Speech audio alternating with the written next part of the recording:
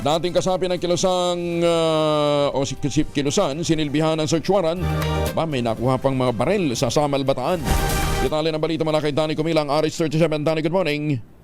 Arestadong isang lalaki na dating kasapi ng Kilusan matapos makumpiskan ito ng baril at bala nang silbihan ito ng search warrant sa kanyang tahanan. Ang operasyon ay pinangunahan ni Samal OIC Chief Police Lieutenant Orlando L. Perez kasama ang Provincial Intelligence Branch Police Captain Gelserio Dizon na isinagawa ang operasyon sa Barangay Sapa, Samal, Bataan. Sa isinagawang paghahalugog kahapon ng umaga ay narecover mula sa pag-iingat ng sospek ang isang caliber 45 na baril na walang serial number pati na rin ang 3 magasin. Ayon kay Police Lieutenant Perez, agad nilang inaksyonan ang natanggap na impormasyon at nag-apply ng search warrant upang matiyak at makuha ang nasabing illegal na armas. Samantala, isang search warrant din ang isinilbis isang nag-iingat ng baril sa Barangay Poblasyon, Morong, Bataan. Nakumpiska naman sa sospek ang isang 22 caliber revolver na may 3 bala. Kaugnay nito, nananawagan naman si Police Lieutenant Perez sa publiko na kung may nalalamang individual na nag-iingat ang hindi lisensyadong baril,